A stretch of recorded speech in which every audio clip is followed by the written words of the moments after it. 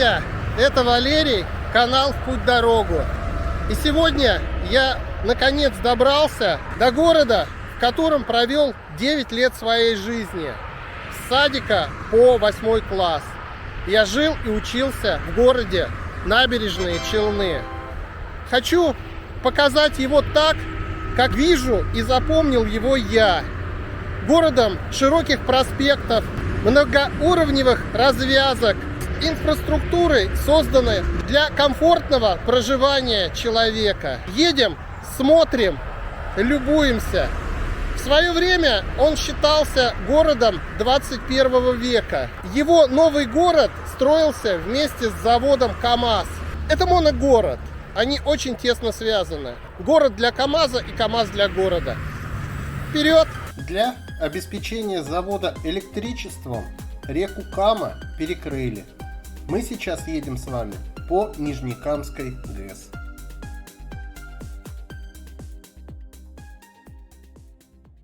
Поселился в отеле «Арбат». Это очень социально. Я остался доволен. Рядом бульвар Энтузиастов, типа Челнинский променад. Центровее некуда. Новый город начал застраиваться именно отсюда. Первые дома, первые улицы. А это офисное здание Челнинский долгострой. Обрел таки свой законченный вид спустя почти полвека. Свой рассказ о Набережных Челнах я хочу начать с того, что меня больше всего потрясает. С организации дорожного движения. Все проспекты, улицы в основном начали строиться в 70-х годах. И какие решения были найдены тогда, их правильность доказывает теперешнее время. Хочу вам все показать. Развязки, подобные той, у края которой мы находимся, первые построенные в городе. И понимая, какую потребовалось произвести выемку грунта, размах для 70-х годов поражает мое воображение. От техники сколько требовалось. По-моему, проще построить какую-нибудь небольшую пирамиду. Таких развязок из бетона и гранита построили 4. И сейчас водители, пересекающие центр города, должны крикнуть спасибо в те застойные годы брежневской эпохи. Я своими глазами видел, как перед укладкой асфальта бетонировались проспекты. Толщина бетона такая, скажу я вам, что и бомбежка таким дорогам не страшна. Остальные же классические перекрестки никогда не имеют левого поворота. Сначала поворот направо, разворот и проезд перекрестка по прямой. Это правило номер 1. Правило номер 2 – повсеместный, разделяющий встречные потоки газон. Двойную сплошную вы в Набережных Челнах не нарушите, даже если очень сильно захотите. Правило 3 сейчас вам покажу. Пешеходные зебры на проезжей части встречаются, да. Но все остановки общественного транспорта оборудованы подземными переходами. Строили их в те же времена, так что некоторые имеют функцию машины времени. Ну а некоторые уже подновили. Главное, они ежегодно и ежечасно спасают жизни. Кстати, вся разметка пластиковая и почти не подвержена стиранию. Каждая остановка оборудована вот таким вот карманом, накопителем общественного транспорта. На центральных проспектах одна из 4 полос для движения выделена под общественный транспорт. Разделение между транспортными потоками не фиктивное, номинальное, а реальное. Съезд направо во дворы вы не можете осуществлять с центральной проезжей части. Сначала вы должны уйти на параллельную ей второстепенную дорогу и только затем свернуть к интересующему вас дому. Тем самым вы не мешаете никому. Но и даже эти второстепенные дороги – это не все, что было сделано. Они наполнены вот такими вот карманами для парковки транспорта. Напоминаю, что делалось все это в 70-е годы. И 40 лет эти карманы были пустыми. И только, наверное, последние 10 лет они здорово выручают жителей Набережных Челнов. Больше половины пешеходных дорожек раритетно. Выполнены вот из таких бетонных плит. Ровесниц города. Кое-где изрядно поизносились. Но, тем не менее, намного долговечнее брусчатки. Реконструкция дворов тоже выполняется основательная. Дорожки не просто асфальтируются, они бетонируются. Причем изрядным слоем качественного бетона. При этом увеличивается пространство для автотранспорта. То есть, соответственно, проблем с парковкой у жителей не будет никогда. Я вас прошу ответить. Кто-нибудь у себя дома видел такое устройство пешеходных дорожек? Прям белая зависть. Такого грандиозного строительства во дворах я не видел в России нигде. Это поражает. Это делается загодя. Потому что проблем с парковкой в Челнах нет. Но она возможна. И для этого принимаются такие правильные решения. И посмотрите на ширину дворов. Пространства более чем достаточно. Может быть, не очень мило, но очень функционально. Я просто пою песню тем, кто занимается благоустройством дворовых территорий в Челнах. Причем такая реконструкция не показуха. Она проходит во всех дворовых территориях нового города одновременно. Колоссальные средства, зная цены на стройматериалы. У моего дефилирования по дворам была цель. Драматический театр «Мастеровые». Классный театр. Входит в мой топ. К сожалению, сейчас у них каникулы. Они отдыхают. И выступление труппы начнется только в августе. При театре есть кафе. В нем давалась постановка «Тестостерон». Да, прям в кафе. Действие происходит на свадьбе. Можно было смотреть и кушать за общим столом. Плюсом артисты периодически подливали зрителям водочки. В общем, креативят ребята здорово. Будете в Челнах, не премините заглянуть. Рекомендую. Город Набережные Челны утопает в зелени. Но надо понимать, что все до последнего кустика посажено вручную. Раньше это было поле. В детстве, приезжая из Нижнего в Челны, я часто спрашивал, почему здесь ветер дует. Саженцы тогда только начинали сажать. Мы добрались до второй большой развязки на проспекте Мира. За ней Парк Победы, еще один челнинский долгострой. Мы посмотрим, как он выглядит в законченном виде, но позже. Эта развязка отличается от предыдущей тем, что при ее строительстве намечена была трамвайная линия. Трамваи пустили уже в позднем Советском Союзе. И в основном он служил для удобства заводчан. Доставлял работников КАМАЗа к проходным завода. Множество деревьев, и самое главное, они не однообразные, а разнообразные.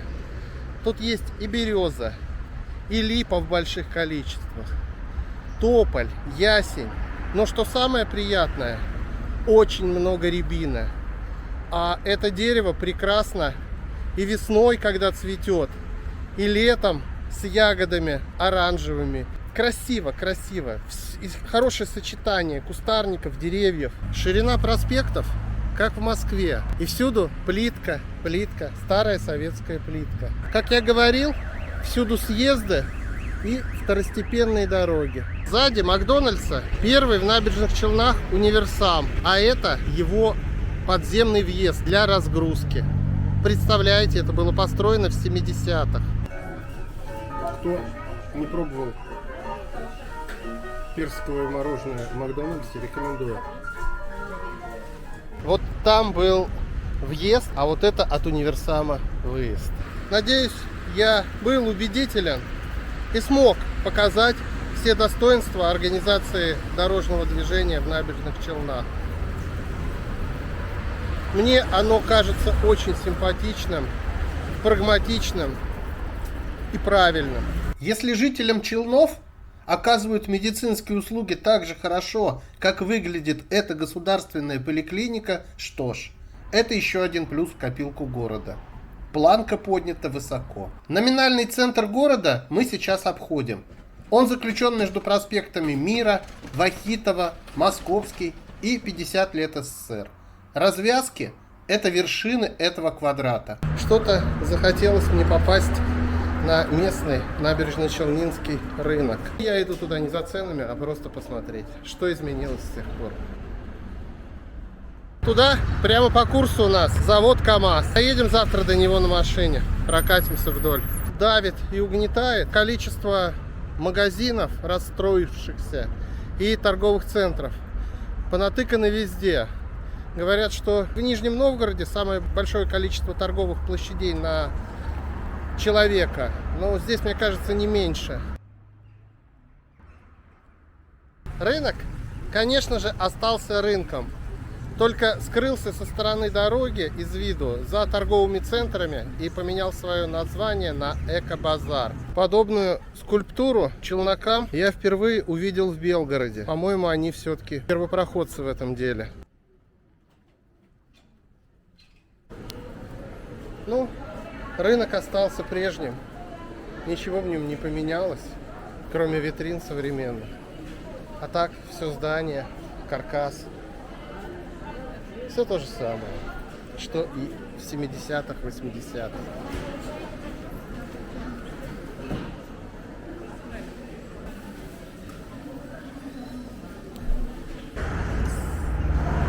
По хорошей традиции продегустирую местный квас. Его безусловным достоинством является то, что в нем мало сахара. Я люблю такой. Сейчас на очереди зоны отдыха челнинцев. Начнем мы с парка Гренады, затем переместимся к администрации. Перед ней очень хорошо сделанная площадь с фонтанами. Далее дойдем до городского Майдана, где проводятся все мероприятия, праздники, Сабантуй в том числе. И далее вдоль берега Камы и реки Шильны дойдем до Боровецкого, посетим городской парк культуры и отдыха. Наговорил я дофига, аж сам испугался. Все ножками, ножками. Никакого общественного транспорта. Вот как старые советские дома, разукрашивая веселенькой краской, делают веселее и привлекательнее для глаз. Один из немногих магазинов, сохранивших первоначальный советский внешний вид, который я сразу же узнал. Все остальные советские магазины резко увеличились в объемах, увеличились в высоту и очень сильно шагнули вперед. Как будто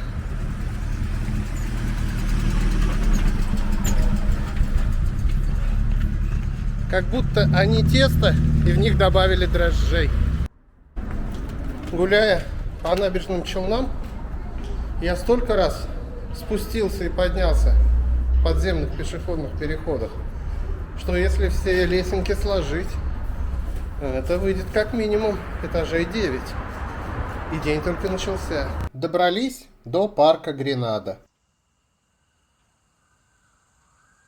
Количество залитого бетона для пешеходных дорожек впечатляет. Первое впечатление от парка Гренады: он выглядит так, как должен выглядеть парк, по моему мнению. Не вижу пока никаких глупых качелей, каруселей, зато очень классный велодром. Это не маленький, очень не маленький велодром. Он какой-то бесконечный. В этот парк в советское время, как на свободную площадку, регулярно выставляли передвижные цирки, зоопарки, а раз в год приезжал чешский лунопарк. Посетить его было большим счастьем. Все остальное время это был темный угол на окраине города. Сказать, что парк Гренада меня удивил, это не сказать ничего. Он меня поразил. Место для отдыха, для детей и для взрослых.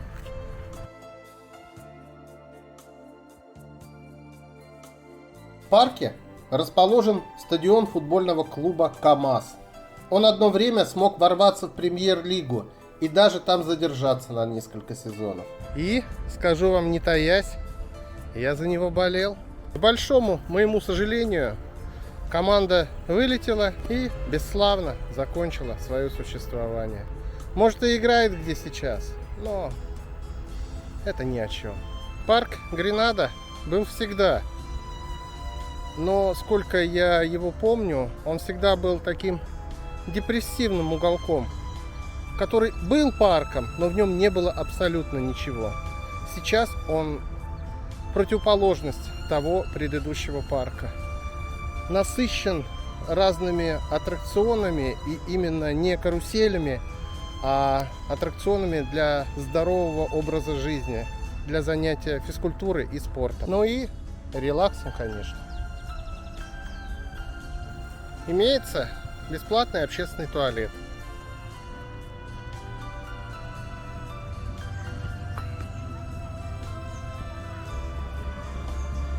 Классное место. Хороша и задумка, и исполнение. Детям и подросткам реально есть где интересно и с пользой провести время. Отличные площадки для катания на самокатах, скейтбордах, роликовых коньках и велосипедах.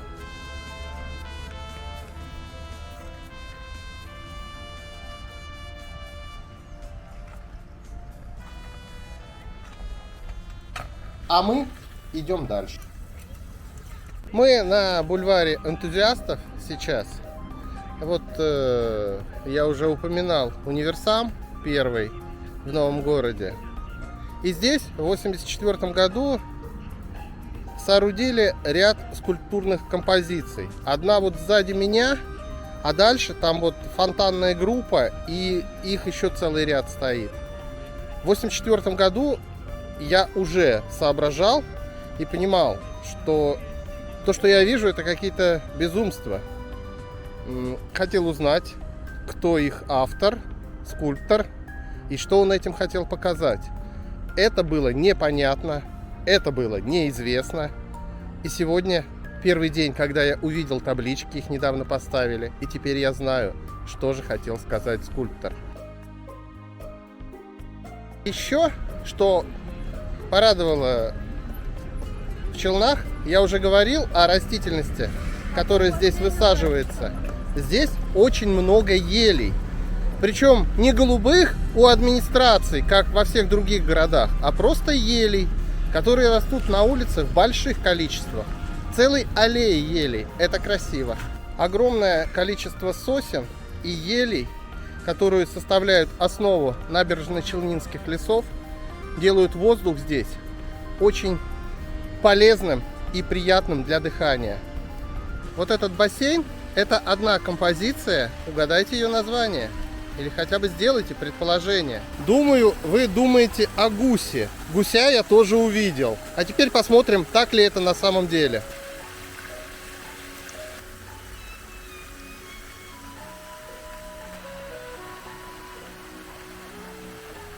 Идем дальше.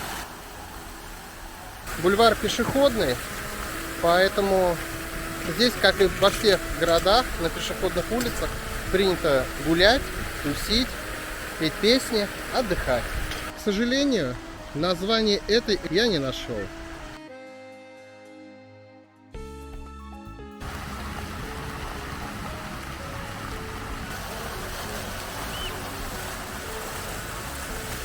По этой композиции у меня нет ответа, ну, потому что, по-моему, это полный бред.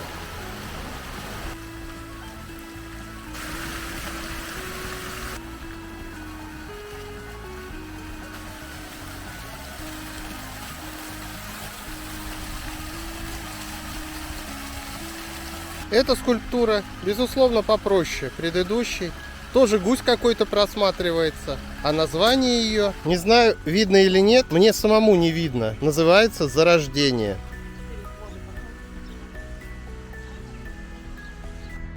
Последняя композиция. Даже ничего не понимающий в искусстве я смог догадаться. Угадаете ли вы? За спиной у существа существо с крыльями. Конечно же, это ангел-хранитель. Я встречаю, прогуливаясь по набережным Челнам, вторую школу, обычную среднюю школу на своем пути. И у каждой из них есть прекрасно оборудованное футбольное поле с искусственным газоном. Это безумно здорово. В Челнах для детей и подростков сделано многое. Все под здоровый образ жизни.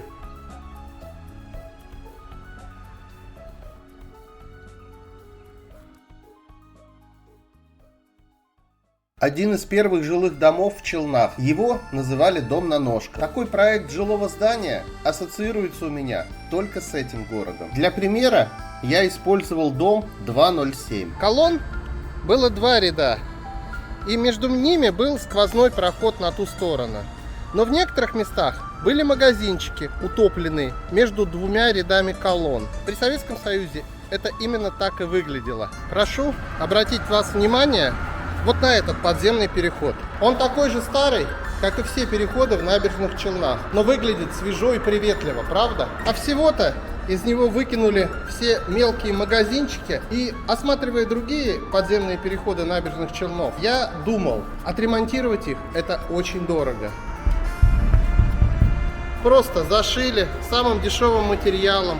Ну а вид преобразился, правда? Я рассказываю о таких, казалось бы, мелких деталях. Ну, во-первых, потому что я их помню. Это с чем-то связано. Вот тот же дом на ножках. В нем был филателистический магазин, в который я часто бегал подростком. Впереди администрация города Набережные Челны. Как используется огромное пространство площади Азатлык, я не представляю. Вроде факельные шествия и демонстрации сейчас проводить не принято, а митинги запрещены навсегда. Огромную пустоту можно было бы застроить какими-нибудь дворцами-новоделами, по примеру Йошкар-Олы. Необычных интересных зданий, скажу прямо, в Челнах не хватает. Если в городе нет истории, в классическом нашем представлении, ее можно начать делать. Место идеальное, город не бедствует. Ребята трясли яблоню, яблоки оказались очень вкусные. Я собрал штук 10. Здесь на площади перед администрацией установлены такие горки деревянные для посиделок, очень удобные.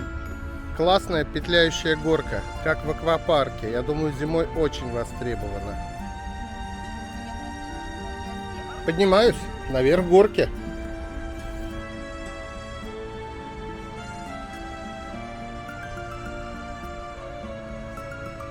И выезжайте прям между двумя рядами деревьев. Вот и фонтанчик нарисовался. Пора сужить голову.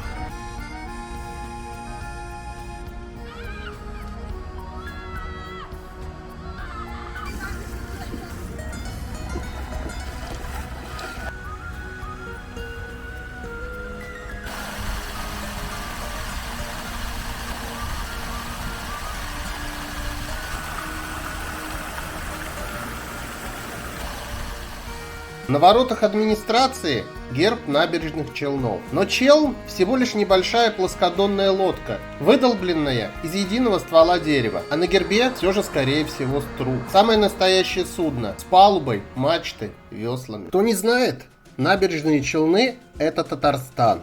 Поэтому основным летним праздником в городе является Сабантуй, который вот уже много лет проводится на одном и том же месте — на Майдане Парка Прибрежный. Туда я сейчас и направляюсь. Название праздника происходит от тюркских слов «сабан» – плуг и «туй» – праздник. Вход на Майдан закрыт. Раньше его праздновали в честь начала весенних полевых работ. Теперь же в честь их окончания. Этот древнейший праздник еще в 921 году описал посол из Багдада, прибывший в Булгары. О великом государстве Волжской Булгарии я упомянул в ролике о Елабуге. Обязательно посмотрите это видео по подсказке в верхней правой части экрана.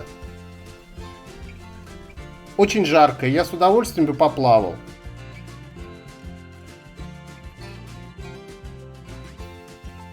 Минуту назад искупался в Каме, стою вот и жалею. Вода ужасно грязная. И там не только тина и взвесь, но и какая-то такая слизь, как сопли. В общем, крайне неприятно. Может, где-то и есть пляжи. Я не знаю об их существовании. Но вот тут за Ленинградским проспектом на слиянии Камы и Шильны купаться не рекомендую. Прогулочно-велосипедное обустройство набережной Камы вызывает только восхищение и белую зависть. То, что я вижу, не везде в Европе увидишь. Идем дальше.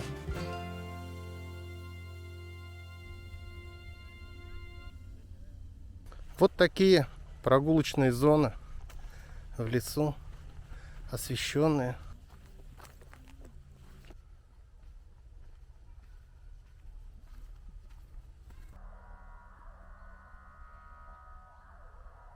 Нашел красивое озеро в лесу. Видел его только учеником зимой, катаясь на лыжах. Пытаюсь кататься на лыжах. Зеркала не видел никогда.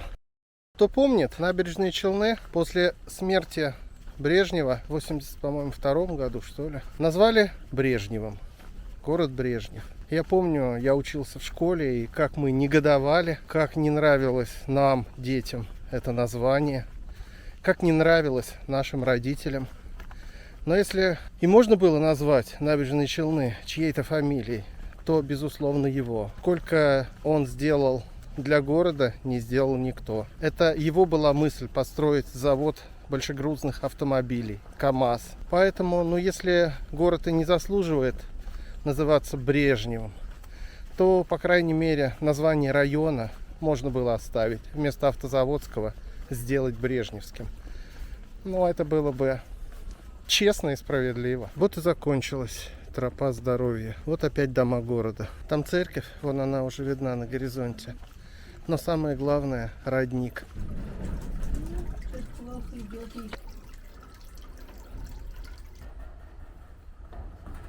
Поговаривали, что вода в этом роднике святая, что подтвердили сейчас различные прихожане церкви, которые не просто пили ее, а делали такие омовения. Может быть, они знают что-то больше, чем я. А мы с вами, друзья, посетим сегодня последнюю зону отдыха челнинцев. Не последнюю зону отдыха, а последнюю посетим — Парк Победы. Здесь как раз качели, карусели. И страшные, и не очень. Так, в основном совдеповские.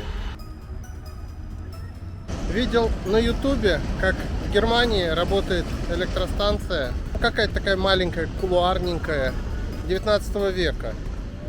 Эти аттракционы, конечно, не то же самое, но послужили они славно. И свой век точно переработали.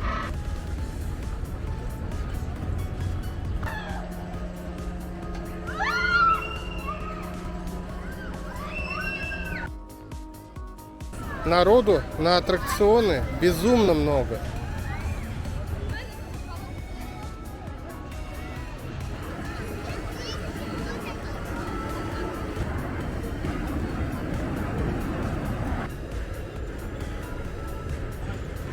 Кому нравится детский шум и гам, качели-карусели, вам сюда, в эту часть парка, где аттракционы, где сладкая вата.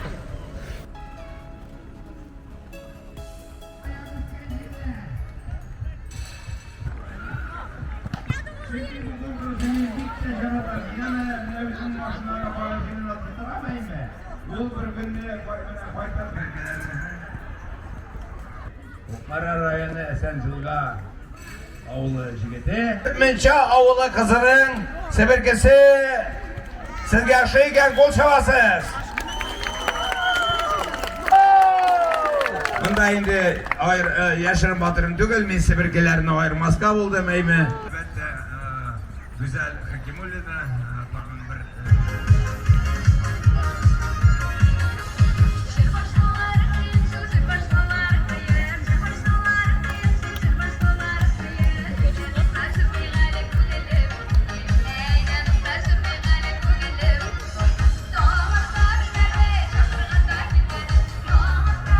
Парк Победы в части, посвященной Победе, маленько поспокойней. Здесь аллейки, лавочки, но музыка доносится и до сюда. Здесь вы можете посмотреть на военную технику различных годов, и Великой Отечественной, и современной, участвующих, например, в Афганской войне.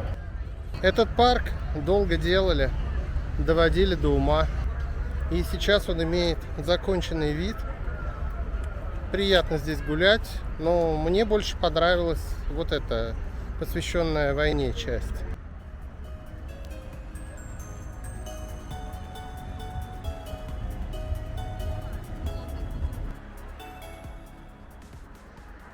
Новый день. Сегодня до обеда поперемещаюсь по городу на своем авто. Так я больше покажу, и я не оставил попытки искупаться. Загородные базы отдыха на Каме кажутся мне правильным местом. Пока едем к очередной локации, расскажу немного об устройстве города.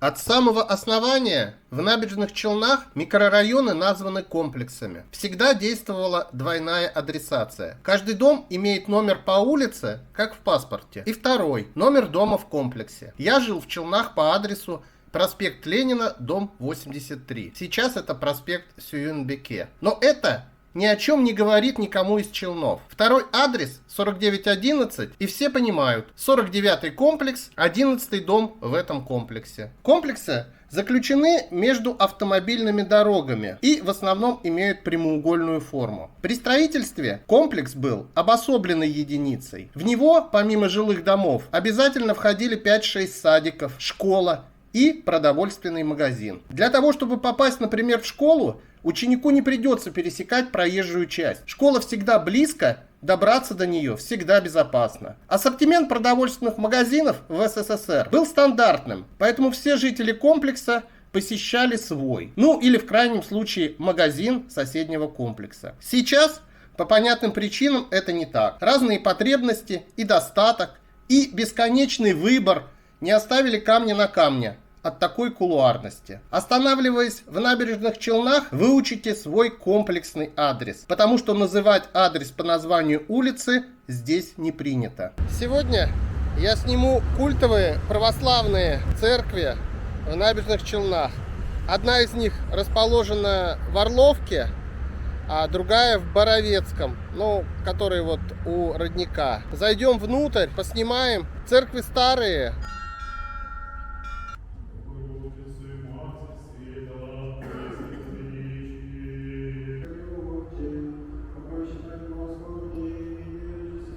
Церковь Козьмы и Демиана в Орловке является самым старым зданием Набережных Челнов, и включена она в список исторических памятников города. Она была построена на средства елабужского купца Стахеева в 1859 году. Во времена СССР храм был закрыт и использовался как склад для хранения зерна, картофеля и даже ядохимикатов.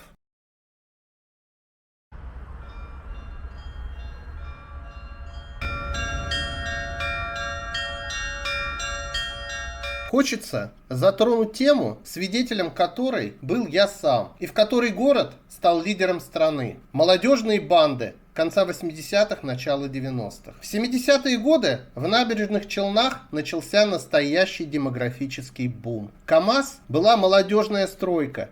Люди ехали сюда со всей страны за квартирами. Квартиры выдавали бесплатно и, главное, быстро. Метры за члена семьи. Все плодились с сумасшедшей скоростью, чтобы получить квартиру побольше. Потом оба родителя шли на работу, а дети слонялись по району, сколачивались группировки по территориальному признаку, по комплексам. Битвы между комплексами были не редкостью и были крайне жестоки. Сходить в другой комплекс подростку было сродни подвигу. В песне Юры Хоя «Местные» есть такой возглас: «Стоять, ты откуда?». Эту фразу можно было сделать девизом города в то время. Эту заразу потом выжгли каленым железом. Но об этом я знаю понаслышке. В городе меня в тот момент уже не было. Боровецкая церковь. Другое название – Вознесенский собор. Была построена в 1889 году. На средства, кого бы вы думали, опять-таки Стахеева. Мне кажется, этот елабужский миллионер и благотворитель построил в данной местности все достойные каменные здания в годы своего могущества. И даже после смерти его вдова много жертвовала на благотворительность и строительство. Считается, что в советское время храм был разрушен. Это не так. Стены стояли и стояли очень крепко. Это была знатная заброшка. Полазил я подростком здесь от души. Привели обе церкви в порядок. Конечно же, я этому рад. Сейчас двигаю на берег Камы, к базе отдыха, которая называется Дубки.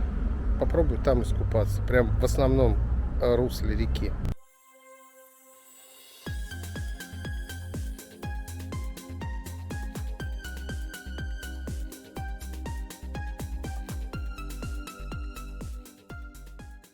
На базе отдыха Дубки действительно растут дубки. Просто так на пляж не попадешь. У входа охранник направил в администрацию, где мне продали билет для входа на пляж. Но цена лайтовая, 50 рублей. Причем в эту стоимость входят лежаки. Ну и все, наверное.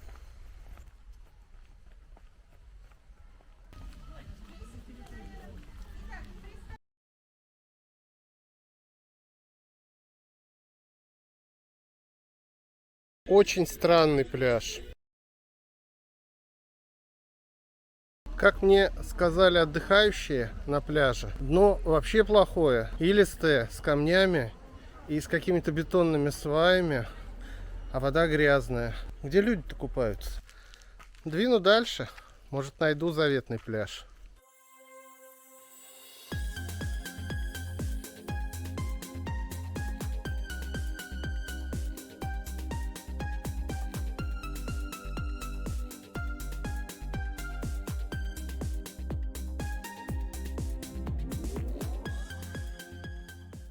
Покупаться мне, видимо, сегодня не судьба, да и вообще здесь, в Набережных Челнах, не судьба. Зато здесь очень активно добывают нефть, Татнефть. Приехал на официальный пляж, рядом с местом, где я с дуру залез в воду. Я понимал, что он рядом, и, скорее всего, вода отличаться не будет. Так и есть. Вода отвратительна. Но к обустройству вопросов нет, и дно терпимое.